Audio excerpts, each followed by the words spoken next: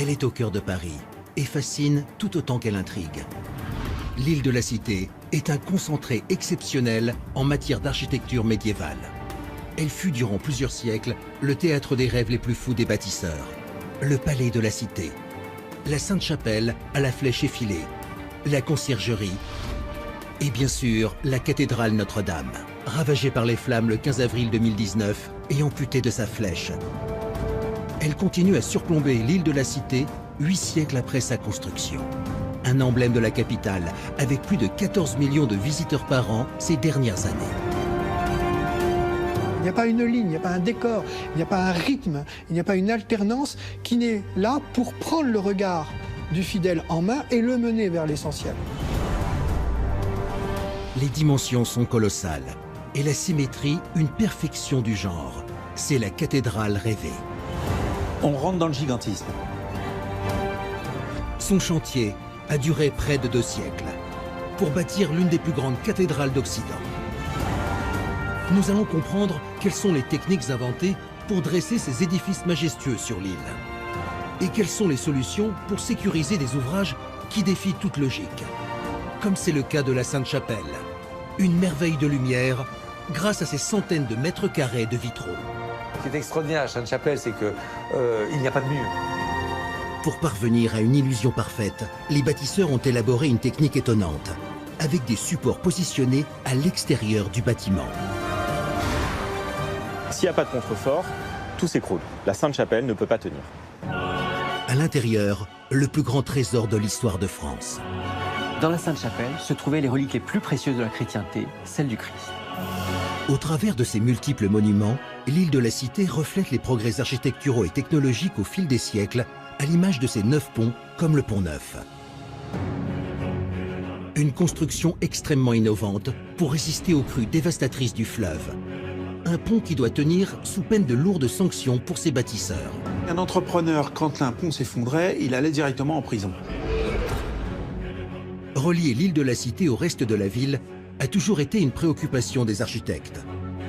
Quand il a fallu construire une station de métro sous l'île au siècle dernier, ils furent peu nombreux à y croire. Qui sont ceux qui ont relevé ce pari fou? Et comment ont-ils réalisé cet exploit? Celui qui remporte ce premier passage peut rester dans l'histoire ou va rester dans l'histoire. Avec des historiens et des spécialistes du médiéval, nous allons vous raconter les secrets de construction de cette île hors du commun et des mystères de son architecture.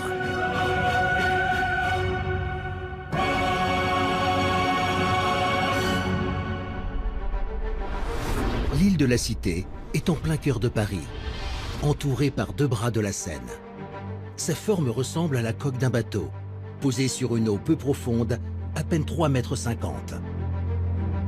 Sa superficie est de 16 hectares, l'équivalent d'une vingtaine de terrains de football. L'histoire de Paris est intimement liée à celle de l'île. Les Parisiens portent aujourd'hui le nom des premiers habitants de l'île, les Parisis. Les Parisis sont un peuple gaulois qui s'installe vers le IIIe siècle avant notre ère sur le périmètre de Paris et de l'Île-de-France. Et ils s'installent sur les berges et aussi sur plusieurs îlots. Car à l'époque, l'île de la Cité n'est pas formée d'un seul tenant. Plusieurs îlots la composent. C'est 3 siècles plus tard que les îlots vont être rassemblés lorsque les Romains vont s'y installer. En moins 52 avant Jésus-Christ, Jules César, dans son projet d'envahissement de la Gaule, va voir dans l'île une prise hautement stratégique. L'île de la Cité apparaît assez vite comme le gué principal qui permet de traverser la Seine et donc de faire passer la grande voie qui va de l'Italie, de Lyon vers le nord de la Gaule. César engage alors un affrontement féroce contre les Parisis. C'est la fameuse bataille de Lutèce. C'est cette bataille qui va clôturer la guerre des Gaules, qui est racontée par Jules César, et qui va définitivement permettre aux Romains de s'installer dans la Gaule du Nord. Le sol de l'île n'est ni trop boueux ni marécageux. Il est propice pour de nouvelles constructions en pierre qui vont relier les îlots entre eux et lui donner sa configuration actuelle. L'île ouvre même des perspectives pour un agrandissement. Il y a des ports. Et donc, le long des ports, les hommes vont accumuler des déblais, construire des bâtiments. Et donc, ce sont des terrains qui vont gagner sur la Seine. En colonisant l'île, Les Romains vont donc l'élargir, mais ils tiennent aussi à la surélever. Le niveau du sol était à peu près à 3 mètres sous le niveau aujourd'hui des rues actuelles. Les bâtisseurs italiens récupèrent des pierres des carrières alentours et bâtissent une sorte de socle sur toute la surface. C'est-à-dire qu'ils vont prendre des remblais et des pierres de toute la rive gauche, de tous les monuments abandonnés sur la rive gauche. Ils vont construire une plateforme. Cette plateforme, c'est l'île de la Cité que nous connaissons aujourd'hui. 2000 ans après l'invasion des Romains, elle a gardé ses dimensions. Au fil du temps, cette île a toujours été le cœur de la capitale et va accueillir dès le Xe siècle le siège du pouvoir avec la construction du palais de la Cité. Un palais qui va devenir la résidence parisienne de tous les souverains pendant 400 ans. Les rois ont résidé et gouverné la France à partir de Paris et à partir du palais de la Cité bien plus longtemps qu'ils ne l'ont fait à partir de Versailles. Les rois n'ont cessé d'embellir et d'agrandir le palais jusqu'à ce qu'il occupe un quart de la superficie de l'île et devienne le palais de justice actuel.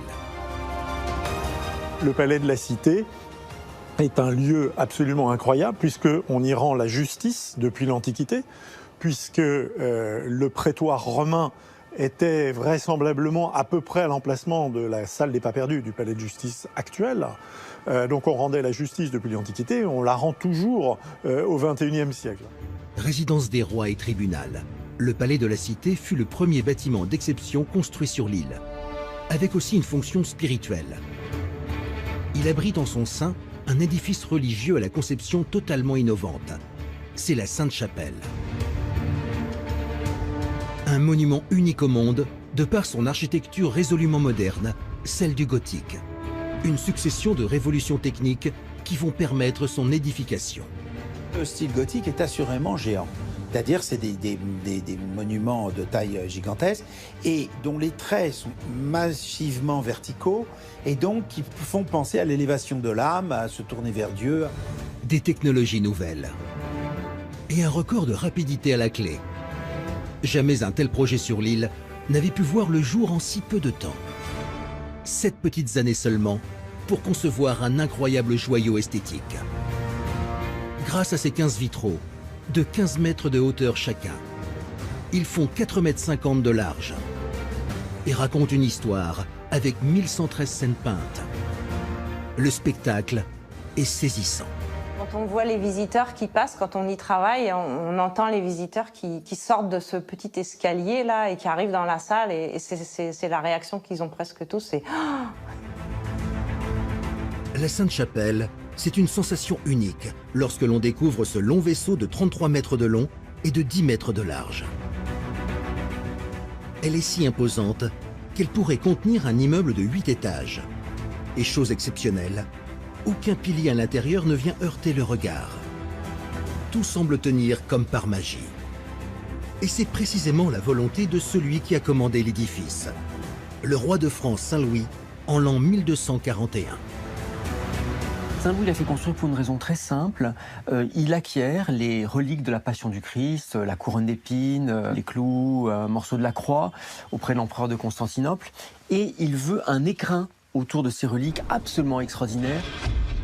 Cet édifice devait mettre en lumière, au sens propre du terme, le fait que le roi de France, par l'héritage de ces reliques sacro-saintes, se voyait comme non pas seulement un roi quelconque parmi les autres, mais comme véritablement le roi saint en Occident. La volonté de Saint-Louis, c'est de bâtir au plus vite cet écrin de luxe avant qu'il ne meure ou qu'il ne revienne jamais d'une bataille lors des croisades. Et la croisade, c'était quand même pas une promenade de santé, hein. C'était pas le Club Med, hein. C'était quelque chose d'extrêmement sérieux et par conséquent, on n'était jamais trop sûr de revenir non plus. Saint-Louis donne à l'architecte un délai de quelques années. L'histoire n'a pas retenu son nom, mais ce qui est sûr, c'est qu'il a utilisé des techniques très en avance sur son temps pour respecter la volonté du roi. Souvent, la construction des édifices se passe sur des échelles de plusieurs dizaines d'années, voire centaines d'années, pour ceux qui ont eu le moins de financement ou qui ont eu des aléas un petit peu malheureux. À la Sainte-Chapelle, ce n'est pas le cas. 7 ans, ce sera la durée de construction de la Sainte-Chapelle entre les années 1241 et 1248. Une prouesse.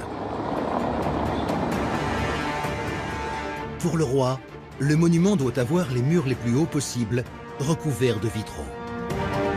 Il commande ainsi plus de 600 mètres carrés de fresques de verre. Personne n'avait jamais osé voir si grand. Et celui qui pénètre dans la chapelle ne doit être parasité par aucune structure apparente. L'œil ne doit voir que deux choses. Les reliques du Christ conservées tout au bout de la nef, ainsi que les vitraux. Alors comment les bâtisseurs ont-ils répondu à de telles exigences? D'autant qu'en l'absence de piliers, il n'y a que les murs pour supporter le poids de la toiture et des voûtes. Les voûtes, dans un état idéal, elles devraient arriver le plus verticalement possible, mais avec les espaces que l'on obtient dans ces édifices, elles arrivent toujours de manière un petit peu oblique, un petit peu horizontale, et donc elles poussent les sommets des murs vers l'extérieur. Il va donc falloir trouver un moyen de contrer ces poussées. Une parade qui se doit d'être invisible aux yeux des visiteurs. Pour réaliser cet exploit, l'architecte a eu l'idée de dissimuler des éléments de soutien, non pas à l'intérieur, mais à l'extérieur de l'édifice. On les appelle les contreforts. Le contrefort est l'unique membre de consolidation qui va permettre d'absorber les forces des voûtes de la grande Sainte-Chapelle de Paris. Plutôt que de faire des murs gigantesques, très épais, tout au long de l'édifice, alors que les poussées sont ponctuelles, puisqu'elles s'exercent à l'arrivée de la voûte, eh bien, l'épaisseur de ces murs a été traitée ponctuellement, et donc ça crée ces espèces de piles qui ensuite sont devenues aussi des contreforts. 15 contreforts en pierre de 22 mètres de hauteur chacun entourent et tiennent à eux seuls la toiture de la Sainte-Chapelle. Ils assurent une stabilité à l'ensemble. S'il n'y a pas de contrefort, tout s'écroule. La Sainte-Chapelle ne peut pas tenir. Alors la Sainte-Chapelle n'est construite qu'avec des contreforts. Parce que ce qui est extraordinaire à la Sainte-Chapelle, c'est qu'il n'y a pas de mur. Ces contreforts, des piliers extérieurs calculés et placés au plus juste, permettent de récupérer la poussée des arêtes du plafond. C'est la première fois qu'un bâtiment utilise autant de contreforts. Jusque-là, les églises et les cathédrales privilégiaient les traditionnelles colonnes intérieures pour supporter le poids des plafonds. Mais pour que les contreforts soient efficaces, le plafond de la Sainte-Chapelle a dû lui aussi faire l'objet d'un travail essentiel. C'est la fabrication de la voûte en croisée d'ogive. Car la technique classique dite de l'arc en plein cintre, utilisée jusque-là, est particulièrement contraignante. Elle repose sur le principe des pierres qui, empilées les unes contre les autres, se maintiennent en se contractant. C'est une voûte qui est très lourde, parce que c'est la masse de la pierre qui fait que la voûte tient. Le poids de ces voûtes en plein cintre est alors considérable.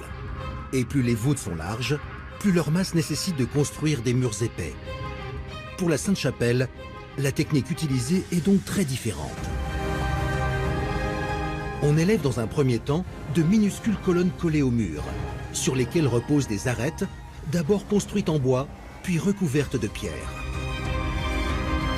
Puis on crée une voûte beaucoup plus légère pour combler les espaces. On pose simplement, tranquillement, des voûtes qui sont légèrement bombées, mais avec des pierres extrêmement fines, qui donc sont beaucoup plus légères. Le report du poids se fait sur les arêtes qui déchargent toute leur énergie dans les colonnes.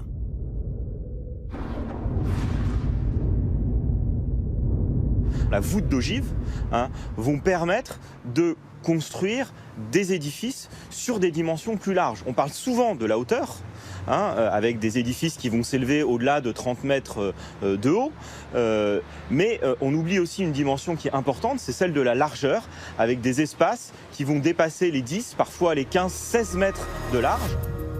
La voûte en croisée d'ogive, c'est une vraie révolution qui permet de créer des plafonds toujours plus hauts et toujours plus larges. Ça permet de répartir, de mieux concentrer le poids de la voûte sur la structure générale de l'édifice.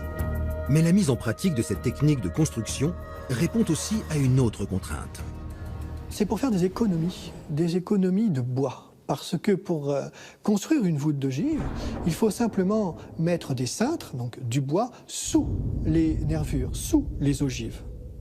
Et ces cintres peuvent être réemployés immédiatement à l'autre travée pour construire une autre voûte d'ogive qui aura par conséquent exactement le même profil et qui va avoir aussi une capacité d'harmonie, ces cintres uniques, d'harmonie des ogives une fois construits. Au Moyen-Âge, pour fabriquer des outils, des engins de levage, construire des maisons ou du matériel agricole, on utilise le bois. Et il se raréfie de plus en plus. On fait une consommation de bois terrible, et d'autant plus qu'il y a un boom démographique, par conséquent on déforeste beaucoup pour créer de nouvelles villes, etc. Donc le bois coûte cher. Non seulement la voûte en croisée d'ogives permet d'ériger des édifices gigantesques, mais elle est aussi plus économique. Cette technique connaît donc un succès incroyable. Cette innovation permet d'entrevoir de nouvelles possibilités de construction pour les ingénieurs médiévaux. Et pour pouvoir monter les pierres qui vont créer les voûtes d'ogives à plusieurs dizaines de mètres, on utilise des engins de levage étonnants, comme l'écureuil. Une roue de 4 ou 5 mètres de diamètre et qu'il faut actionner en marchant. On met des hommes dans une batterie en bois qui fait tourner une corde et ça permet de soulever des poids considérables à très haute altitude. En démultipliant la force, par l'intermédiaire d'une corde, on peut soulever des pierres de 2 tonnes à 20 ou 30 mètres du sol. Avec quelques hommes seulement, on hisse ainsi un poids représentant l'équivalent de 2 voitures citadines. L'écureuil est un outil déterminant et qui permet d'imaginer les toitures les plus hautes jamais réalisées. On n'aurait pas pu construire les cathédrales si on n'avait pas eu des engins de levage. Alors on en avait d'autres plus rustiques et difficiles à décrire, mais celui-là était quand même le plus fréquent. La seule chose dont on ne se rend pas compte, c'est qu'il y avait certainement énormément d'accidents. C'est-à-dire que parfois, ça ne fonctionnait peut-être pas aussi bien qu'on aurait voulu. Parfois, lorsque les voûtes étaient terminées, tout s'effondrait. Et on ne parle jamais de ceux qui étaient en dessous et ceux qui étaient au-dessus, mais enfin, c'était sans doute des expériences assez dangereuses de faire ce genre de construction. Mais la préoccupation de Saint-Louis, c'est que la Sainte-Chapelle traverse les siècles. Il exige des architectes un maintien de l'édifice pour l'éternité. Alors comment parvenir à consolider davantage l'édifice? Les bâtisseurs vont trouver le moyen de sécuriser l'ensemble, avec l'emploi du fer. Il est indétectable dans la nef. Il fait tout le tour et on ne le voit pas. Il est généralement invisible, il est au sein des pierres. Toute la Sainte-Chapelle est ainsi entourée d'un chaînage donnant une résistance à la structure encore plus ferme. C'est la grande innovation de ce chantier, l'emploi d'une nouvelle technique. Le fer comme incrusté dans les pierres les solidarise entre elles. Il évite que le bâtiment s'éclate, ouvre comme ça. Auparavant, on pensait que le Moyen-Âge ne connaissait pas très bien l'utilisation du métal et que donc il construisait en pierre. Mais pas du tout. Au XIIIe siècle, en tout cas, dans certaines cathédrales et en particulier à Sainte-Chapelle, il y a ces structures métalliques qui sont extrêmement importantes. En renforçant la solidité des murs, ces cerclages présentent un autre avantage. Ils contribuent à soulager les contreforts extérieurs des énormes pressions qu'ils subissent. Ces fers servaient surtout pendant la phase de construction. Lorsque l'on montait les contreforts, donc ces grandes colonnes de pierre qui sont en fait des empilements de morceaux de sucre, avec un mortier qui était encore très souple à ce moment-là, sur une telle hauteur, sur un tel élancement, on avait un risque de déformation de ces éléments de contrefort. 3 cerclages en fer, d'une centaine de mètres chacun, solidifient le bâtiment. Les 2 premiers vont littéralement chaîner l'ensemble. Le 3e niveau, lui, est caché au-dessus de la voûte, dans la charpente. On en a retrouvé des traces qui permettaient en tête d'éviter l'écartement des murs et de les maintenir entre eux de manière à avoir une cohérence de la structure. Le cerclage de la Sainte-Chapelle est inscrit dans sa pierre, mais pas uniquement. Il a une autre fonction essentielle dans l'édifice. Le vitrail tient par l'armature de fer qui est mise en place à l'intérieur de la fenêtre. Le chaînage est capital au maintien des vitraux. Sans lui, les dimensions exceptionnelles des surfaces tout en verre rendraient les panneaux bien trop fragiles. Des verres qui font 2 à 3 mm d'épaisseur sur des surfaces qui dépassent par endroits la centaine de mètres carrés. Donc forcément, vous avez des ouvrages qui à ce moment-là subissent soit la pression du vent, soit quand le vent passe devant la façade, la dépression du vent. Une simple tempête peut réduire le travail des vitriers à néant. Tout le talent des ferronniers sera alors de forger un chaînage composé de plusieurs barres qui doivent être les plus discrètes possibles. Quand on ne les voit pas, on ne les soupçonne pas. Mais là, c'était extrêmement nouveau. Et ça ne se voit pas parce que la structure des vitraux est faite de sorte qu'il y a de toute façon des barlotières, c'est-à-dire des barres horizontales qui permettent d'accrocher les vitraux. Et certaines d'entre elles ne sont pas simplement des barres pour les vitraux, mais ce sont des barres constructives qui font le tour du bâtiment. Si les vitraux ont résisté au temps, c'est grâce à ces barres de fer, mais pas seulement. Traditionnellement, les bâtisseurs utilisaient dans les églises des verres à base de potasse. Le résultat est d'une qualité correcte, mais ils ne tiennent pas sur la durée. Avec le temps, ils perdent de leur éclat. La matière vitreuse finit par ressembler à de la pierre. Les verres de la Sainte-Chapelle, eux, sont fabriqués avec des cendres végétales. Le verre obtenu est ainsi d'une extrême pureté. Vu le genre de commande royale que c'était pas un hasard. Probablement, ils ont commandé des verres qui devaient, pour l'époque, être réputés de très bonne qualité. Un verre très onéreux et un vitrail qu'il a fallu réaliser en un temps record. 620 mètres carrés de fresques en moins de 7 ans. Pour gagner du temps, les vitriers de l'époque ont donc appliqué la standardisation du vitrail. En effet, on retrouve parfois les mêmes dessins, mais avec des couleurs différentes, pour donner cette illusion de scènes uniques. On va garder le dessin, on va changer la couleur des verres, mais la scène se répète. Une subtilité dont les visiteurs ne se rendaient pas compte au XIIIe siècle, et c'est toujours le cas aujourd'hui. Au moment où vous entrez dans la Sainte-Chapelle, en réalité, vous ne lisez rien dans les vitraux. C'est impossible de lire les scènes. Vous avez tellement de scènes qui sont parfois très petites, souvent répétitives. Au fil des siècles, ces scènes sont de moins en moins lisibles. De petites croûtes sont apparues et sont venues ternir l'éclat des vitraux. En cause, la pollution. Il faut voir ce qu'était aussi une ville au Moyen-Âge. Il faut penser que les gens se chauffaient à la tourbe, par exemple. C'est pas excellent pour l'ambiance, pour l'atmosphère. Toutes ces poussières-là se sont compactées, agglomérées et ont formé des croûtes.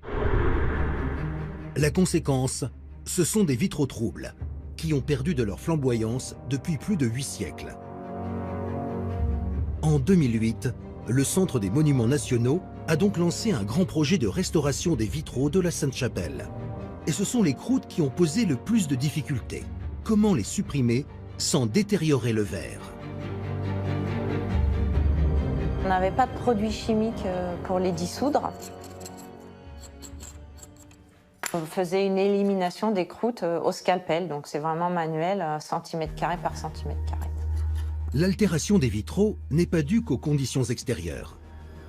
Avec plus d'1 million de visiteurs chaque année, les verres sur la face intérieure sont soumis à la vapeur d'eau créée par l'homme. On avait fait un calcul, au nombre de visiteurs qui passent, c'est comme si l'on avait l'équivalent de 5 baignoires d'eau qui s'évaporent à l'intérieur de la Sainte-Chapelle. Une agression quotidienne que subissent les fresques vitrées. Le résultat, c'est une eau qui ruisselle en permanence sur les vitraux et qui va finir par corrompre le verre et ses couleurs. Entre les croûtes extérieures et la condensation intérieure, il faut alors trouver une solution. Lorsque la restauration des vitraux a été décidée, une idée bouleverse le programme. Pour préserver les fresques de toute détérioration, on installe des panneaux de protection sur mesure, superposés derrière les vitraux. Vous mettez les vitraux anciens en position muséale pratiquement, c'est-à-dire qu'ils n'ont plus de contact avec l'atmosphère extérieure. Donc là, ils sont protégés. Ce système réussit également à capter toute la condensation intérieure qui ne se dépose plus sur les vitraux directement, mais sur ces nouvelles vitres.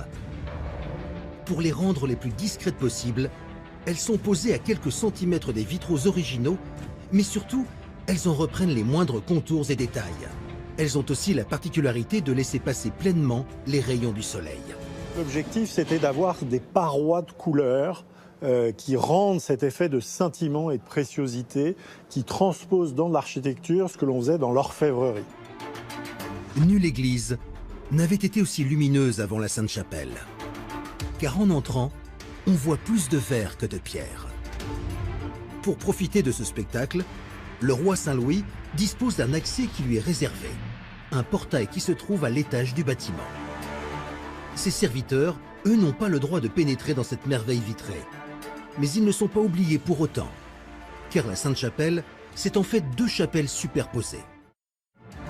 Sous la chapelle haute et ses vitraux se trouve au rez-de-chaussée une chapelle basse, spécialement conçue pour les serviteurs du roi.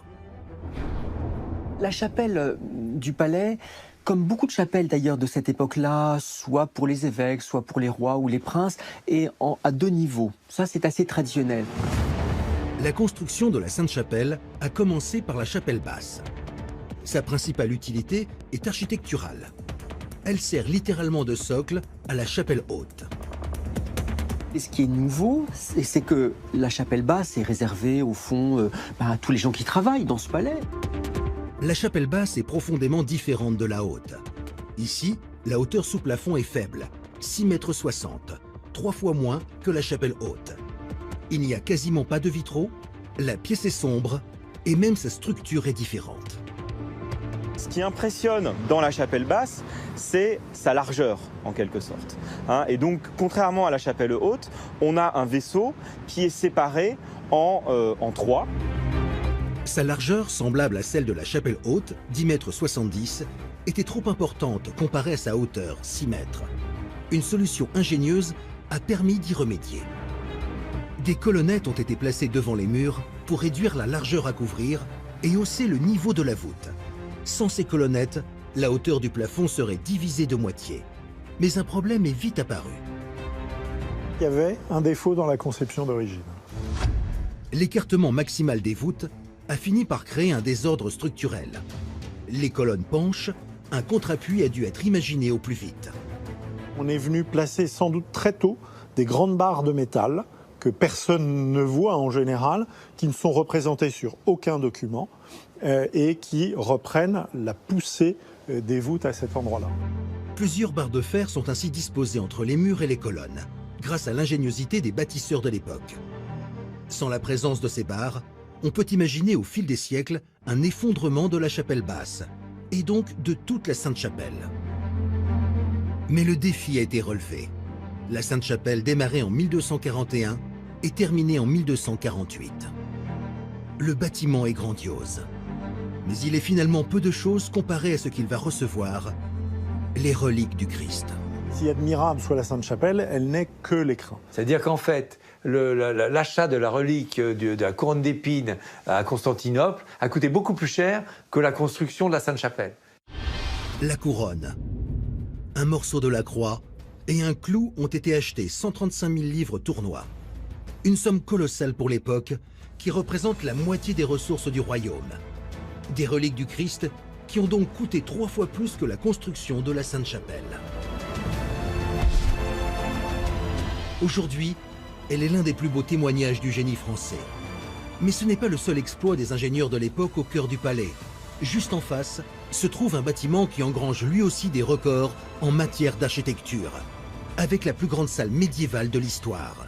Un gigantesque lieu de vie doté d'une architecture exceptionnelle. Avec des dizaines de colonnes alignées au millimètre près, c'est la conciergerie, placée sous la haute responsabilité du concierge.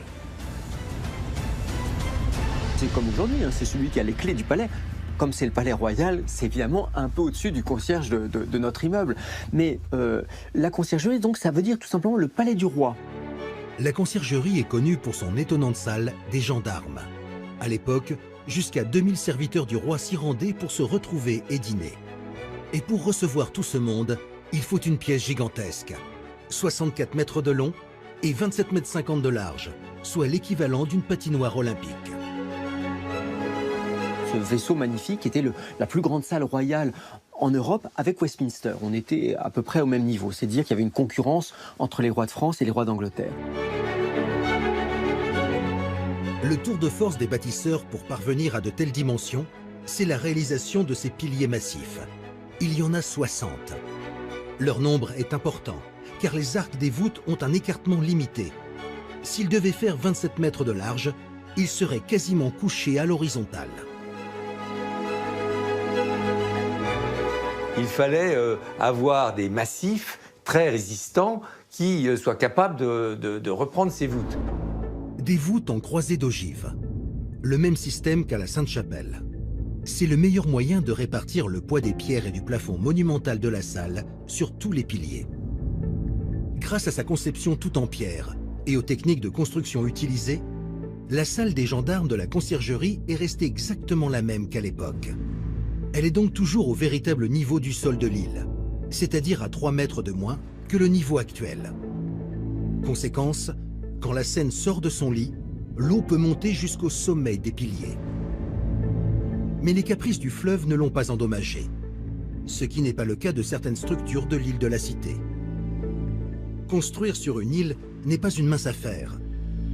Les premiers à en faire les frais, ce sont les ponts. S'il y en a 9 aujourd'hui, à l'époque, leur nombre fluctuait d'une année sur l'autre. C'était des ponts relativement fragiles. Souvent, ils étaient emportés par les crues. Construits en bois la plupart du temps au Moyen-Âge, les ponts ont une durée de vie très limitée. Les violentes crues de la Seine ont souvent raison d'eux. Et lorsqu'ils s'écroulent, c'est lourd de conséquences.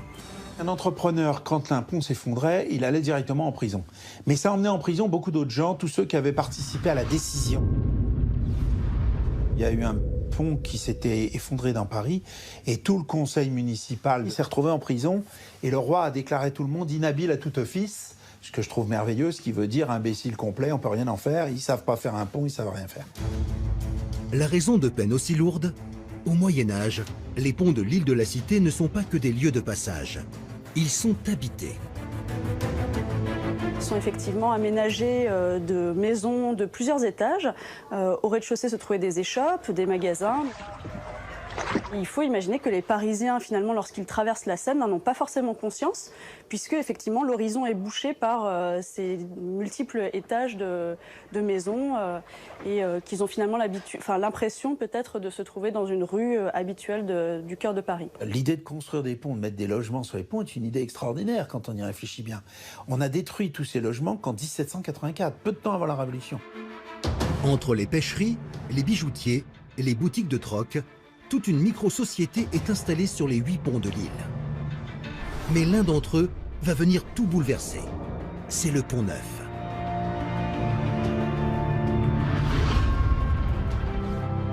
Long de 238 mètres et large de 20,50 mètres, le Pont Neuf est le plus célèbre des ponts parisiens. Avec son architecture inédite pour l'époque, son passé tumultueux et son classement au patrimoine mondial de l'UNESCO, il fait aujourd'hui se déplacer des touristes du monde entier. Et la meilleure façon de le découvrir, c'est en naviguant sur l'eau. On arrive dans le bras de la Monnaie avec le Pont Neuf en face de nous. Le Pont Neuf est le premier monument de l'île que l'on aperçoit en bateau et qui sera suivi de 8 autres passages sous les arches des différents ponts. Ce bateau dispose d'1 mètre de chaque côté pour passer sous une arche. Donc voilà, là on arrive sous le pont. Mais il doit faire très attention au courant qui a tendance à faire dériver les embarcations. Car le Pont Neuf est tout en pierre. À l'époque, c'est le premier pont à traverser la Seine qui utilise ce matériau. Paradoxalement, par son nom, le Pont Neuf, c'est le plus ancien pont puisque la plupart des autres ponts avaient été démolis, reconstruits successivement, étaient construits en bois et donc étaient assez fragiles. Ce Pont Neuf, là pour le coup, il est construit en pierre. C'est en 1578 que le roi Henri III décide de la construction d'un pont révolutionnaire. Il doit être le premier ouvrage à relier la rive droite à la rive gauche. Sa solidité doit être à toute épreuve, car le roi veut en faire son accès principal pour rejoindre sa résidence du Louvre. En conséquence, il ne veut aucune maison pour entraver la vue. Un pont sans habitation ni commerce, c'est une grande première. Quand on crée le Pont Neuf, on crée une innovation fantastique, on ne va pas y construire de logements. On va même mettre un truc extraordinaire qui s'appelle des trottoirs. C'est quasiment le premier trottoir construit dans Paris, c'est sur le Pont Neuf. Ainsi, les passants vont être protégés des projections de boue des carrosses du roi. Pour la construction du pont, les architectes établissent d'abord une palissade en bois tout autour des futures piles. Elle est plantée dans le lit de la Seine pour former un cercle. À l'intérieur de l'argile est insérée pour rendre le dispositif étanche. On retirait l'eau qui était à l'intérieur donc de cet espace et comme ça on accédait, on était directement sur le fond de la rivière. Ça prenait bien sûr un certain temps et beaucoup d'efforts. Et là aussi, une autre innovation va voir le jour. Traditionnellement, les piles des ponts sont encastrées au sol avec des pieux en bois qui s'enfoncent dans le sol de plusieurs mètres. Pour le pont neuf, on n'utilise plus cette technique. On va lui créer des fondations plates pour une meilleure stabilité. Donc on mettait à nu le sol et sur ce sol on construisait donc un plancher en bois sur lequel bien sûr après on posait toutes les pierres et ce sont les pierres qui mettaient le poids pour que le platage résiste. C'est assez compliqué à construire quand même un pont, surtout à ces époques-là où on a peu de moyens. Des planchers en bois à la place des pieux enfoncés dans le sol. La technique est bien plus efficace. Le pont neuf est le plus résistant des ponts à l'époque. Ces platelages en bois sont encore là, alors qu'ils ont été construits au XVIe siècle. La technique du pont neuf va lui donner une longévité exceptionnelle. Une fois que les planchers sont posés, on utilise une technique de construction qui a fait ses preuves depuis l'Antiquité avec les arcs venus du monde romain. Lorsque les deux piles sont sorties du fleuve, un dispositif en bois éphémère est positionné pour recevoir la voûte. Les pierres, de par leur masse, se contractent entre elles pour former un arc totalement soudé. Chaque pierre se comprime l'une contre l'autre. Il n'y a plus qu'à créer la chaussée au-dessus. Mais les 11 arches, telles qu'elles sont prévues, ne suffisent pas pour traverser la Seine. Une première solution est envisagée par l'architecte André Ducerceau. Réaliser des piles plus espacées avec des voûtes plus hautes. Mais cela pose un problème. Si on avait écarté les piles, on peut imaginer que l'arc aurait fait que le pont se serait situé vraiment extrêmement haut. Le chantier est stoppé le temps de trouver une autre solution. Le débat est grand entre l'architecte et les constructeurs. Les entrepreneurs disent non, il manque une arche, il faut rajouter une arche. Et André Ducerceau ne veut pas. Et donc ça se finit par un jugement de Salomon par le roi Henri III. Et donc on va rajouter quand même une arche à ce pont. Résultat, 12 arches seront finalement construites, ce qui lui confère une assise beaucoup plus solide. Et les architectes vont aller encore plus loin pour le distinguer de tout ce qui a été réalisé précédemment. La grande particularité, c'est cet aménagement avec des encorbellements qui permettent d'avoir comme des sortes de balcons qui permettent de jouir de la vue. Auparavant, on ne se préoccupait pas vraiment de profiter du paysage. Et là, ce pont neuf, il permet justement peut-être une flânerie avant l'heure qui est assez remarquable à cette époque-là. Le pont sera mis en service en 1607, soit près de 30 ans après le début du chantier. Henri III ne le verra jamais abouti puisqu'il est assassiné. C'est son successeur Henri IV qui l'inaugure, et c'est donc sa statue qui est présente au milieu du pont. Celle que l'on voit aujourd'hui n'est pas la version originale. La première statue a été fondue pour la production de canons lors de la Révolution française. La nouvelle statue d'Henri IV a été installée en 1818. Mais ce n'est pas le seul élément du pont qui a disparu lors de la Révolution française. Il existait une autre pièce majeure qui, elle, n'a laissé aucun vestige. Accolée à la deuxième arche, côté nord, une machine incroyable avait été conçue juste après la mise en service du pont. C'est la Samaritaine. Un bâtiment surprenant de 3 niveaux faisant office de pompe à eau. À l'origine, c'est un ingénieur du nom de Jean Lantelard qui propose au roi Henri IV d'exploiter le potentiel de la Seine en lui affirmant sans détour « Moi, je peux vous fournir de l'eau pour le quartier du Louvre et pour le Louvre. » Une proposition qui va séduire le roi. 6 ans de travaux sont nécessaires pour qu'en 1608, les Parisiens découvrent une incroyable invention. La première machine élévatrice d'eau. À l'intérieur de la Samaritaine, une immense roue en bois composée de pales en cuir. Celle-ci est montée ou descendue selon le niveau du fleuve.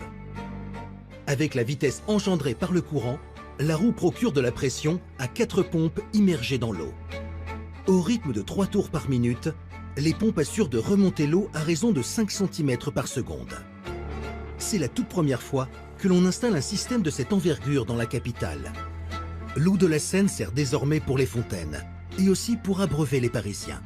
Mais elle n'est pas filtrée. ce qui n'est pas sans poser de problème. Bien entendu, les gens avaient des coliques néphrétiques et les gens avaient aussi de la pollution, donc des coliques tout court, parce que l'eau de Seine était polluée, quoi. La cour devait essentiellement boire du vin ou des substances alcoolisées, mais effectivement, l'eau de la Seine n'est pas réellement potable. 200 ans après sa création, la pompe de la Samaritaine est détruite en 1813. Il n'en reste plus rien. Mais l'île qui a vu naître Lutèce puis Paris est parvenue à conserver de son passé la plupart des symboles spirituels et temporels à travers les siècles. À commencer par la cathédrale Notre-Dame, à l'extrémité est de l'île.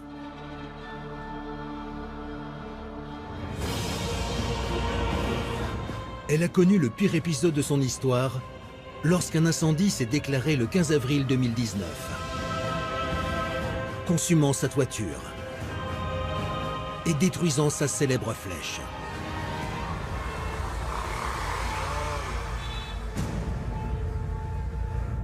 Mais Notre-Dame a tenu bon. Elle règne toujours en maîtresse absolue des lieux, et ce depuis 8 siècles. Avec ses 4800 mètres carrés au sol, ses tours de 69 mètres, ses rosaces de 13 mètres de diamètre. Notre-Dame est devenue au fil du temps le monument le plus visité d'Europe, jusqu'à 14 millions de touristes et de pèlerins par an ces dernières années. Lors des plus grandes affluences, on y comptait 50 000 personnes par jour, venues découvrir la magie qui l'entoure et son histoire. Sa construction a duré 200 ans. Les meilleurs architectes réussirent à élever des murs gigantesques, à lui installer une charpente et une toiture exceptionnelle, à composer avec les cycles du soleil. Des dizaines de défis qui furent remportés par les constructeurs qui se sont succédés décennie après décennie. L'origine du projet, il y a un évêque, Maurice de Sully, qui est élu évêque en 1160, et on sait de sources écrites que c'est lui qui a lancé ce chantier. Juste un évêque. Il n'est pas archevêque. Il est normalement dans la hiérarchie ecclésiastique en France quelqu'un d'un petit peu assez bas. Donc, si vous voulez, c'est très important. Alors que le roi de France est chez lui dans sa capitale, eh bien, l'évêque de Paris veut au moins montrer qu'il est quelqu'un de très important. Et pour donner un caractère extraordinaire à sa cathédrale, Maurice de Sully va se servir de l'architecture, un secteur en pleine mutation. Au XIIIe siècle, il y a quelque chose d'extraordinaire et de très nouveau qui se passe, c'est que les architectes sont appelés vraiment à faire partie de la haute société. La preuve, on dit qu'ils ne travaillent plus de leurs mains. Et il y a des textes qui disent ça, on les accuse, on dit bah, ce sont des stars et au fond, ils ne se mêlent plus de construire eux-mêmes. L'architecture, c'était la science la plus élaborée, la plus pointue. Ça serait aujourd'hui comme la recherche spatiale, par exemple. C'est-à-dire les plus grands cerveaux, on va dire, de l'époque, étaient très penchés vers ce genre de choses. C'est ainsi que les bâtisseurs français basculent de l'architecture romaine, dont ils étaient les disciples depuis plus de 1000 ans, au gothique, une nouvelle façon d'aborder la construction avec de nouvelles inventions à la clé. Les édifices deviennent gigantesques, la lumière envahit les monuments religieux, les vitraux se déploient comme jamais. Notre-Dame est le symbole de cette architecture gothique, un véritable laboratoire des technologies de l'époque. C'est en 1163 que l'évêque de Paris décide de bâtir cette cathédrale. Il la veut immense, avec une hauteur sous toit de plus de 40 mètres et une longueur de 128 mètres, soit l'équivalent de 2 avions Concorde mis bout à bout. Les travaux s'annoncent pharaoniques. La question financière se pose immédiatement. Au Moyen-Âge, le coût des bâtiments relève pas tellement ou pas seulement du coût des matériaux, mais beaucoup plus du coût du transport des matériaux. Et l'un des atouts pour une telle construction, c'est la position géographique très proche d'une carrière, à Charenton. Le transport des pierres va pouvoir se faire par bateau. Le coût est 4 fois moins important que s'il s'agit d'apporter la pierre par voie terrestre. Et si Charenton est choisi, c'est aussi pour la qualité de sa carrière. La future cathédrale ne peut se faire qu'avec ce type de pierre. Ce qui fait ce qu'elle est dans ses formes, c'est qu'à Paris, il y a une pierre excellente. Une pierre excellente, c'est-à-dire une grande densité. parmi le calcaire lutétien, il y a ce qu'on appelle le liais, et qui a permis de créer des colonnes monolithes, très fines, très élancées, et de favoriser une écriture de la verticalité. Des colonnes qui peuvent récupérer le poids des voûtes en croisée d'ogive, c'est l'un des aspects fondamentaux de l'architecture gothique. Mais il existe une autre particularité avec la pierre de Notre-Dame. Une des grandes nouveautés de l'architecture gothique, on le voit très bien à Notre-Dame, c'est la façon dont on met en œuvre les pierres. Les pierres sont ainsi taillées directement dans la carrière. Elles ont toutes le même format, selon qu'il s'agisse d'un mur à former, d'une colonne ou de l'une des roses de la cathédrale. On met en place un système économique et technique qui fait qu'il y a une sorte de standardisation de la taille des pierres avec des assises très régulières et donc une accélération de la production. Et quand elles sont posées, elles ont un format absolument normalisé. La standardisation de la production de pierres permet de réaliser de très grandes économies. Quand vous payez le transport de la pierre, vous allez le payer au poids, et tout ce que vous pouvez équarrir de la pierre avant de la transporter, c'est une économie financière que vous faites. Avec des berges de plein pied, la dépose des pierres sur l'île se fait très facilement, beaucoup plus que leur acheminement sur le site de construction.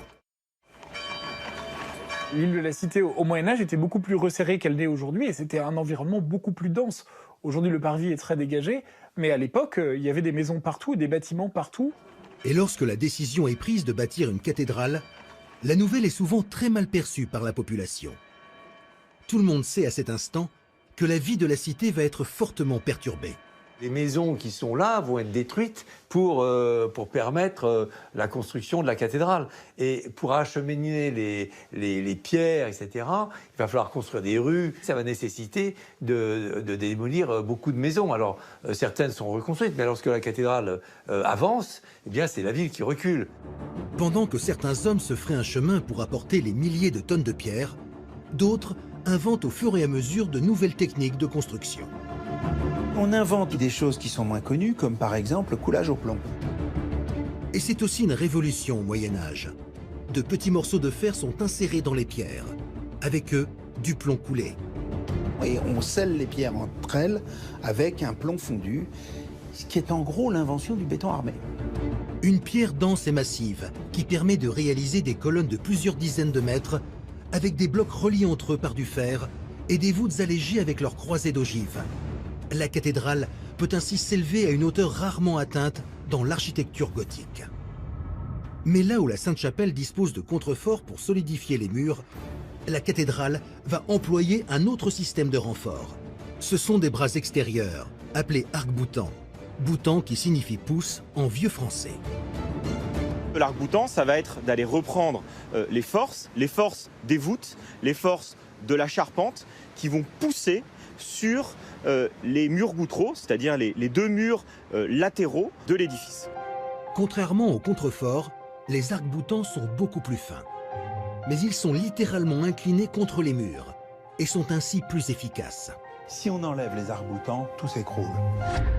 14 arcs-boutants entourent la cathédrale et lui permettent de disposer d'un plafond haut de 33 mètres, l'équivalent d'un immeuble de 12 étages.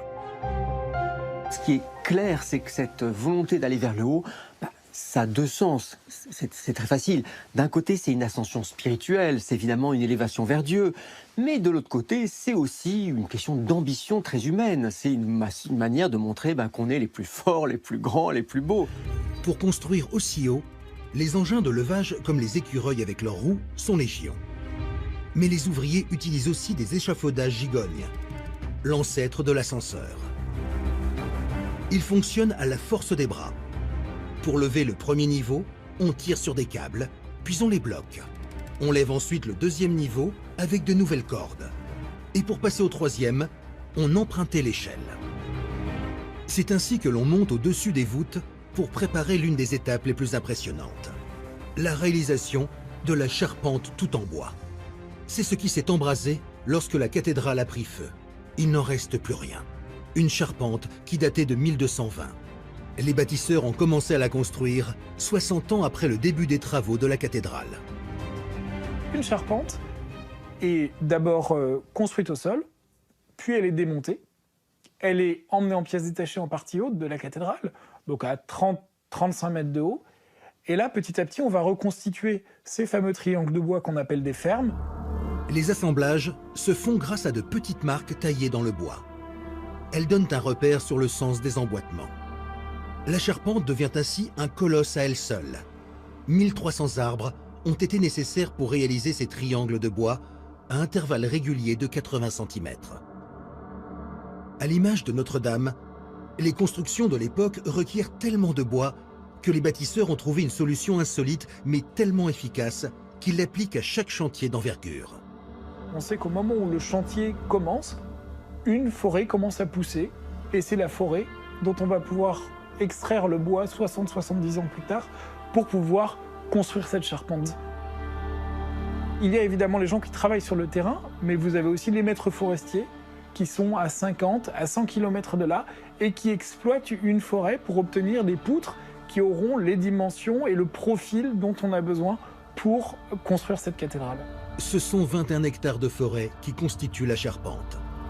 Un volume nécessaire tant la toiture qui va être déposée par-dessus est lourde, plus de 200 tonnes. Si le poids est si important, c'est parce que c'est le plomb qui a été choisi pour recouvrir la charpente. Les couvertures en plomb de Notre-Dame valorisent le monument, parce que ça coûte cher, tout simplement. Donc on voit immédiatement qu'on a affaire à un édifice de prestige. 1326 tuiles viennent habiller la toiture.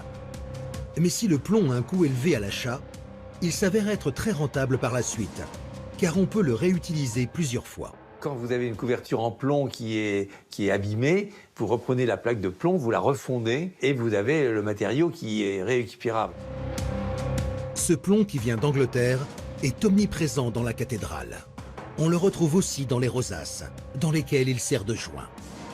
Sans lui, les deux grandes roses de 13 mètres de diamètre ne tiendraient pas et ne pourraient offrir cette esthétique propre à Notre-Dame. Ces deux rosaces sont d'une modernité et d'une géométrie extraordinaire. Ces rosaces sont formées par des bras en pierre de taille. Une pierre que l'on trouve dans les carrières de Charenton, avec la particularité de pouvoir être modelée très facilement. Mais les éléments extérieurs peuvent mettre à mal cette pierre si fragile. Avec le plomb pour réaliser les jointures, la pierre peut respirer. Un vent de 100 km/h, ce qui n'est pas rare, c'est une poussée d'une tonne au moins. Donc il faut que ces réseaux de pierre soient associés les uns les autres avec du plomb. Donc on coule le plomb directement à la place du mortier. Comment est-ce qu'on installe un bras de pierre comme ça, qui fait, je sais pas, 6 ou 7 mètres de long? On n'a pas une pierre de 6 ou 7 mètres de long. Et on est obligé d'assembler des pierres. Et ces pierres, elles sont assemblées justement et collées entre elles par le plomb. Le plomb vit, il bouge, se déforme, ne rompt pas, ne gèle pas. Il rend les structures mouvantes. Il permet de laisser intacts les 84 panneaux des vitraux de chacune des roses. Avec le plomb, les ingénieurs peuvent même parer au pire. Il peut avoir une pile qui s'affaisse plus qu'une autre, et toute la hauteur de la cathédrale en est naturellement, il y en a une résultante, ce qu'on appelle un cisaillement. Mais s'il y a un cisaillement d'1 centimètre à hauteur d'une fenêtre, elle explose. Si elle est liaisonnée au plomb, si elle est entièrement bâtie avec du plomb, eh bien elle bouge, elle se transforme et elle ne se casse pas. Autre cas de figure où le plomb est essentiel, c'est l'exposition à la chaleur. Le plomb permet là aussi à la pierre de vivre et de ne pas se fissurer sous la contrainte d'une dilatation trop importante. Ça, c'est fait vraiment partie du génie des bâtisseurs pour appeler de manière générique les bâtisseurs de cathédrales.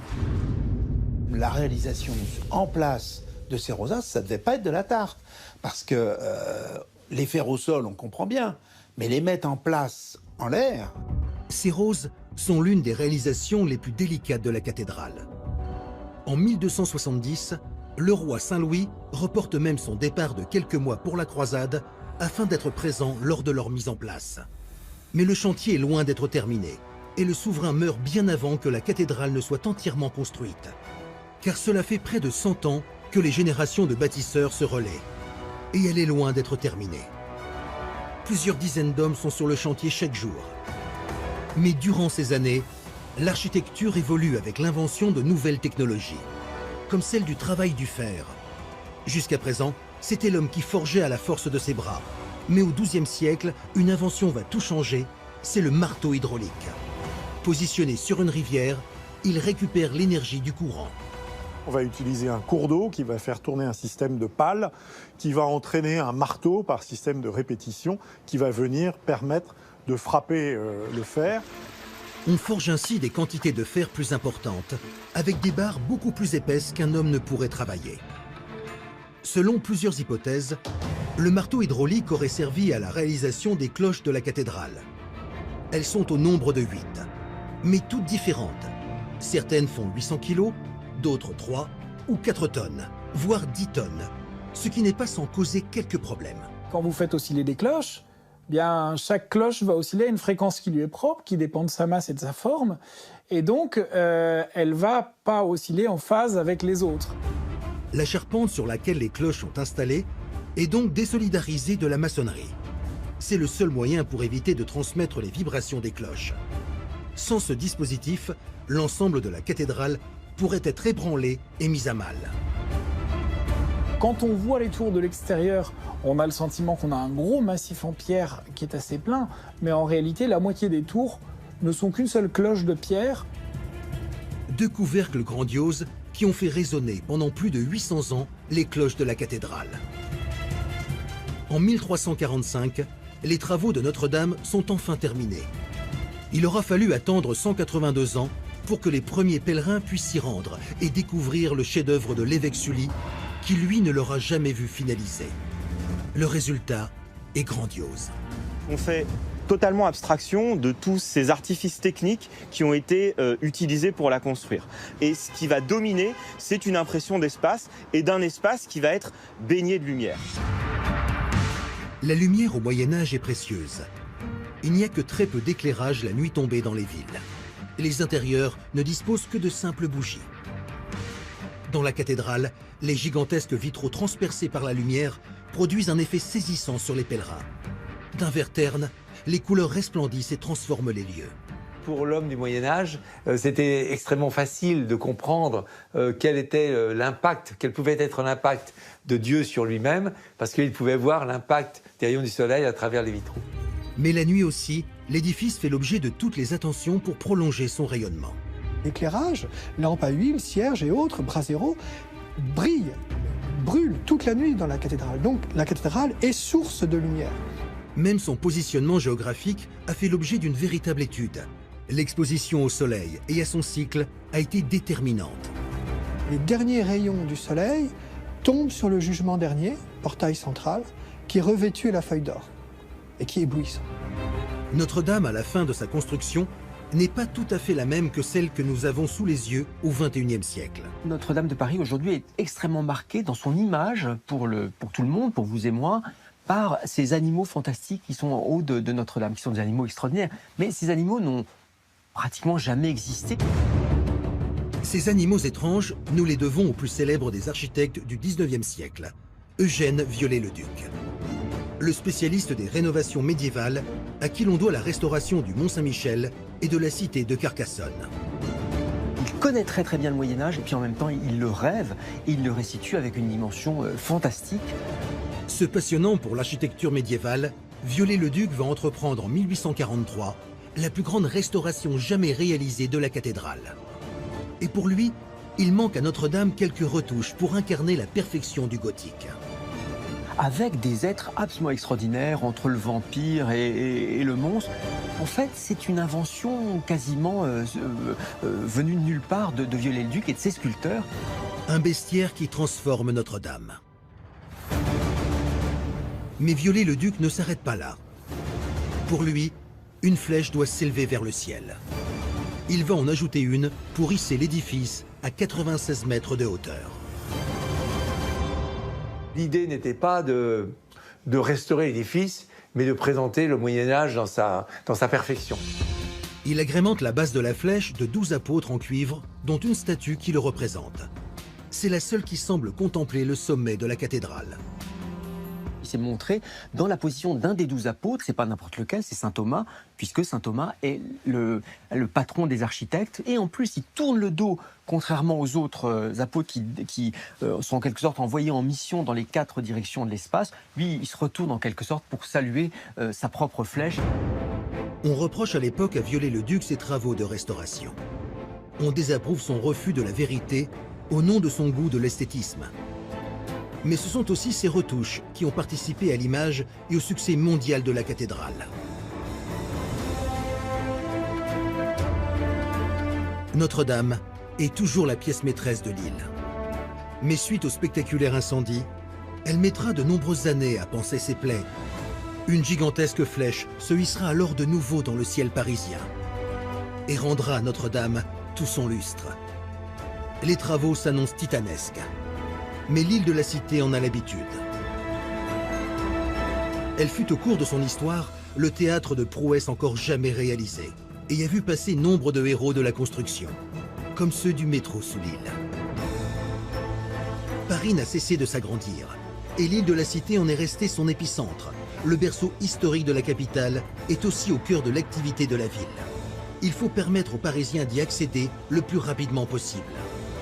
En 1900, un pari fou est lancé, celui de faire rouler pour la première fois un métro sous l'île de la Cité. Des hommes risquèrent leur vie pour réaliser cet exploit. Auparavant, pour traverser le fleuve, le métro passait par des viaducs. Mais ce type de construction est inenvisageable sur l'île car elle concentre trop de monuments classés. Et là, on est sur le cœur de Paris, on est sur le cœur historique. Donc la traversée par le dessus n'est pas envisagée. Donc on imagine effectivement de faire une traversée sous-fluviale. Fulgence Bienvenu, celui que l'on désigne comme le père du métro, lance un appel d'offres en 1903. Tous les grands entrepreneurs de l'époque répondent à ce concours. Près de 30 projets sont proposés pour pouvoir franchir la Seine sous son lit. Celui qui remporte ce premier passage peut rester dans l'histoire ou va rester dans l'histoire. Et c'est Léon Chagneau, un ingénieur réputé notamment pour avoir contribué à la construction des égouts de Paris, qui est sélectionné. Sa proposition est extrêmement novatrice. Elle consiste à enfoncer des caissons préfabriqués dans le lit de la Seine. Ces caissons mis bout à bout formeront le tunnel.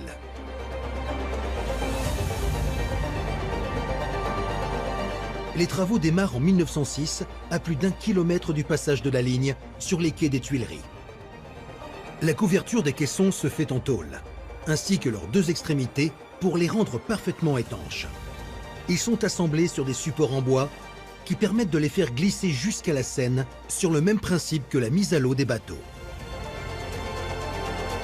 Une fois sur l'eau, des remorques prennent le relais pour les acheminer sur le tracé de la ligne. Mais avec 9 mètres de hauteur, les caissons ne peuvent pas passer sous les ponts. Durant la traversée, on les remplit donc d'une certaine quantité d'eau, suffisamment pour les lester et leur permettre de passer sous les arches. Et on va les amener jusqu'à l'endroit effectivement où on va les faire couler quelque part. On va combler cette double paroi par du béton pour le stabiliser dans le fond de la Seine. En fait, a été créé juste sous ce caisson des chambres de travail d'1,80 m de haut. Et à partir de là, les ouvriers ils vont commencer à creuser les lits de la Seine progressivement. Le travail est extrêmement pénible. Rares sont les volontaires pour cette mission. Il faut de toute façon des ouvriers très particuliers. On les appelle les tubistes. C'est des forces de la nature. C'est des personnes qui sont capables de travailler sous air comprimé pendant des heures, piocher, pelle et voilà, et surtout de descendre et de ne pas avoir peur. Parce que déjà à l'époque, les gens avaient peur de rentrer dans le métro. Réfléchissez ceux qui vont construire ce métro et qui sont sous le lit de la Seine. Le danger est omniprésent. Un accident spectaculaire aura même lieu avec une dépressurisation massive due à une poche d'air. 2 ouvriers et un chef d'équipe sont littéralement soufflés et expulsés de la chambre de travail. On ne retrouvera jamais les corps. Ce qui est étonnant aujourd'hui, c'est quand vous passez dans cette ligne, vous savez qu'il y a 3 hommes qui sont enterrés à quelques mètres de vous. Après un mouvement de grève pour des revalorisations des primes de risque, les travaux reprennent. Et inlassablement, les tubistes continuent leur mission. Ils creusent à la pelle et à la pioche, et ils vont descendre progressivement ce caisson, tout en travaillant sous l'air comprimé, jusqu'à ce que le caisson disparaisse juste en dessous du lit de la Seine. Les travaux pour ensevelir les caissons et former un tunnel représentent un travail colossal. En parallèle, il faut construire de part et d'autre de ce tunnel les stations Saint-Michel et Cité. Une tâche qui s'avère extrêmement ardue car la terre est trop meuble sur le tracé du tunnel. Le solide se mélange avec la boue. Il y a un vrai danger de fragiliser tout ce qui se trouve à la surface, notamment une voie de chemin de fer juste au-dessus. Le risque est grand de la voir s'affaisser. Alors Léon Chagnot va proposer une technique étonnante pour pouvoir creuser la terre. Il décide d'innover en faisant la congélation du sol. On choisit une technique qui n'avait jamais été réalisée encore en France. Ce procédé a déjà été utilisé pour consolider des mines en Allemagne, mais c'est une grande première en France. Congeler le sol sous la voie ferrée permet de le rendre dur comme de la roche. Il est alors possible de creuser sans que tout ne s'écroule. L'objectif de cette congélation, c'est de faire un anneau pour que finalement le sol ne bouge pas. Une quarantaine de tubes sont enfoncés dans le sol. C'est par ce moyen qu'est injectée une solution de saumure à moins 24 degrés. En 40 jours, le sol boueux se transforme. C'est tellement congelé que les ouvriers ont du mal, avec leur pelle et leur pioche, à creuser ce passage très compliqué.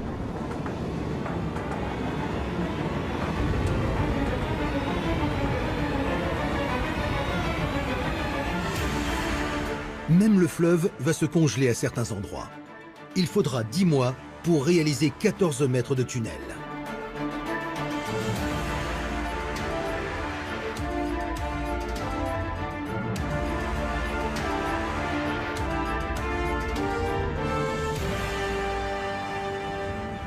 Fulgence Bienvenue, à l'initiative de cette traversée de l'île, est fière de présenter la ligne 4 au Tout Paris le 9 janvier 1910. La journée est historique. C'est l'aboutissement de 4 années de travail. Mais personne ne se doute de la catastrophe qui s'apprête à survenir. 15 jours plus tard, c'est la crue du siècle à Paris. La Seine déborde. La ville se retrouve sous les eaux. Et le métro n'y échappe pas. Les stations sont submergées, les bouches de métro englouties. Le trafic est totalement interrompu. Malgré tout, on arrive à remettre de manière assez rapide le métro en service, ce qu'aujourd'hui, avec tous les systèmes électroniques, avec tous les systèmes électriques, serait pratiquement impossible. Si une crue semblable à celle de 1910 venait à envahir les tunnels du métro, il faudrait une cinquantaine de jours pour rétablir les lignes. L'eau demeure encore aujourd'hui une menace pour les stations Saint-Michel et Cité sous l'île. C'est pourquoi des dispositifs de contrôle et d'évacuation des eaux sont installés dans les 2 stations. La RATP dispose ainsi d'un service entièrement dédié à ce risque. Plus d'une centaine d'agents se relaient sur le réseau 24 heures sur 24. Comme ici, à la station Cité, sous 22 mètres de profondeur. Les agents viennent régulièrement contrôler ce que l'on appelle une chambre de recueillement des eaux. Elle reçoit toutes les infiltrations provenant de la Seine ou de la pluie tombant en surface. Toutes les eaux sont canalisées. Elles sont canalisées et amenées vers des points qui sont les points les plus bas du métro. Régulièrement, cette eau stagnante est évacuée.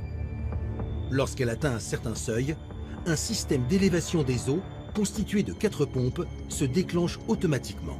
On devrait pouvoir, sur l'île de la Cité, éjecter énormément d'eau, des quantités phénoménales. Si l'eau venait à arriver sur la plateforme des voies, le train s'arrêterait très vite parce que la signalisation serait arrêtée tout de suite. Les infiltrations d'eau demeurent une préoccupation permanente. 8 millions de personnes empruntent chaque année les stations Saint-Michel et Cité pour se rendre sur l'île et découvrir le centre historique de la capitale. Une île de la Cité qui va devoir relever de nouveaux défis dans les années à venir, avec notamment la reconstruction de Notre-Dame. Mais pas seulement. L'île pourrait s'agrandir, en grappillant quelques mètres carrés sur la Seine. Un vaste projet de modernisation de l'île a été lancé pour transformer le cœur de Paris à l'horizon 2040. De nombreuses propositions des meilleurs architectes de France sont à l'étude, comme la piétonisation totale de l'île, ou encore un aménagement très futuriste des quais. De nouveau, l'île de la Cité va se transformer pour épouser les codes architecturaux de son époque. Mais elle est à jamais le cœur et l'âme de Paris, d'une richesse absolue. Elle restera l'un des plus incroyables héritages que l'histoire de France nous ait jamais légué.